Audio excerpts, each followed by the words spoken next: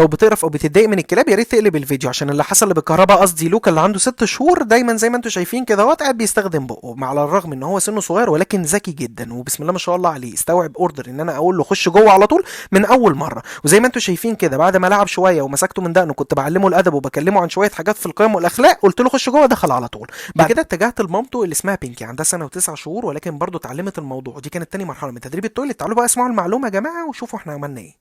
مبدئيا عشان انا فاض بيا الكيل وانتوا عارفين ان انا بتكلم اكتر ما بتكلم في اي موضوع مهم في حياتي عن موضوع التويلت. معانا بينكي ومعانا لوكا. لوكا 6 شهور والوليه دي امه عندها سنه و9 شهور اسمها بينكي. الكلاب دي يا جماعه كانت عايشه مثلا بقالها حوالي سنه و9 شهور او سنه و7 8 شهور بتقلف ادبها. ده بقاله 6 شهور بس، يعني ده مظلوم. بس الفكره في ايه يا جماعه؟ ان انا لما دايما بطلع اشرح على تدريبات التويلت هي الموضوع والله خطوتين سهلين جدا. بتحدد للكلب المساحه بتاعته قدام مكان الحمام، فطبيعي ما بيتنيلش يعمل في المكان اللي بينام فيه، هيضطر يخش يعمل في الحمام.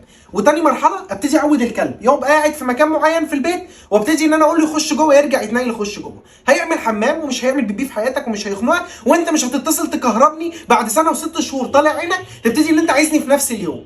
يا ريت ننشف ونقول اللي شفنا ونجمد ونقول جمدنا. واستنونا في حلقه جديده مع كلاب جديده ويا بطاطس. سلام.